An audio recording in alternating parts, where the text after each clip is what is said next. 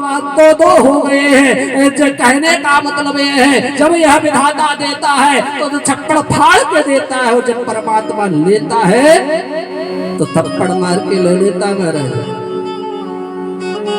बोले जहां एक नहीं था वहां धन्य है। आज गाय भी पुत्र देने लगी है, खुशी का माहौल हो गया है। आज उसके कान गऊ जैसे होने की वजह से नामकरण कर दिया। क्या नाम रखा? बोले गोकर्ण जी महाराज, उनका गोकर्ण नाम हो गया है। बोले गोकर्ण जी महाराज की जय।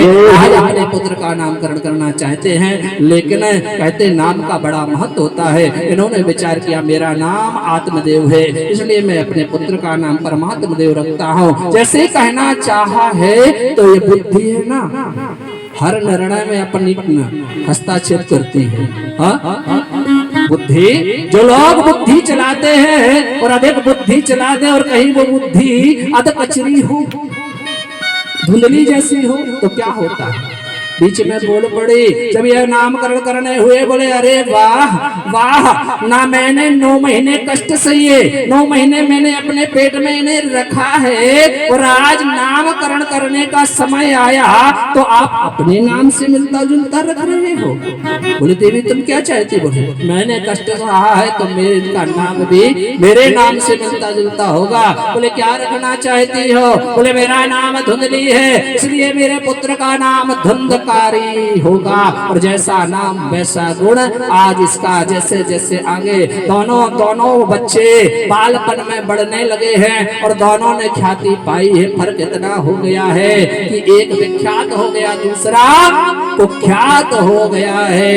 गोकर्णा पंडितो ज्ञानी धुंधकारेति महाखला। खल हो गया, ऐसा खल निकला है कि जुआ खेलने लगा, शराब पीने लगा, मांस भक्षण करने लगा। ब्राह्मण का पुत्र के एक भी गुण उसमें नहीं है। आज वही आत्मदेव रो रहे हैं जो समय उन महात्माओं ने समझाया था, कहा था कि जो भाग्य में नहीं है उसके पीछे मत पड़ो, यदि आपने हताश कर लिया तो रोना पड़ेगा। लेकिन बात समझ में नहीं आई थी। आज इन्होंने प्रैक्टिकल अपने जीवन में जब देखा है कि जिसे समझाया जा रहा था कि तुम्हारे भाग में पुत्र नहीं है, फिर भी हट किया है, लेकिन वास्तव में इन्हें क्या पता है कि इनका पुत्र नहीं है, तो बोल का है जिसे अपना समझ रहे हैं। आज जब इन्होंने देखा ये पुत्र, जब ये देख रहे हैं कि काली पट्टी सिर पर बांधे हुए चला आ रहा है, और उसी समय अर्धरात्रि में वह घर को लौटा हुआ है, और अर्धरात्रि में जब वह आता है तो आज देख कर के वही पिता रो पड़ा है। क्या कह रहे हैं? अरे अरे यह क्या है? यह ब्राह्मण का पुत्र है, आज मेरे घर को, आज देखा जाए इसने मेरे बैकुंठ जैसे घर को आज इसने नरक का अड्डा बना दिया है। कौन इसे ब्राह्मण का घर कहेगा? कौन इसे ब्राह्मण का घर बोलेगा?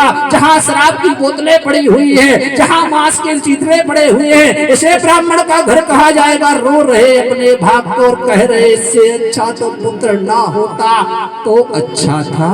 अरे यही बात तो महात्मा ने समझाई थी कि क्या करोगे पुत्र लेकर के, लेकिन उस समय समझ में नहीं आई है। अरे अरे यह संसार की नीति है।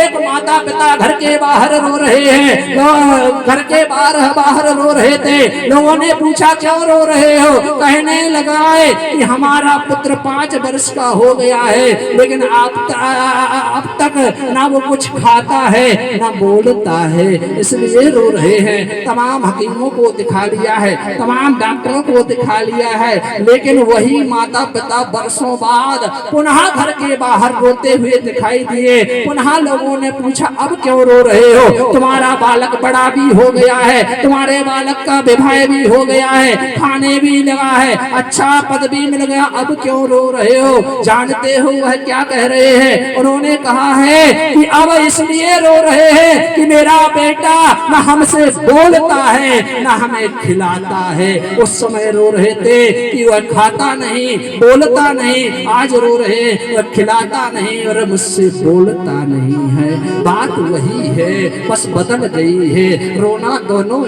स्थिति में है तो क्यों पीछे पड़ रहे हो? संसारिक वस्तु के परमात्मा से संबंध जोड़ लीजिए। आज आत्मदेव को उन्हीं संत के प्रसाद में से जन्मे गोकर्ण जी महाराज ने आकर के वही बात समझाई। बात तक्षण समझ में आ गई है। बहुत समझाया था संत ने तब नहीं समझे, और इन्होंने दो बातों में समझा दिया। बोले पिताजी संसार में कोई किसी का नहीं है, कौन किसका पुत्र है, कौन किसका पिता है। यहाँ तक ये शरीर भी अपना नहीं है। यह शरीर भी यदि अपना होता तो छोड़ते थोड़ी। अरे यदि आपका शरीर है तो आप इसे मरने क्यों देते हैं? मरने से बचा लेते ना। बोले ये शरीर भी अपना नहीं है। देहे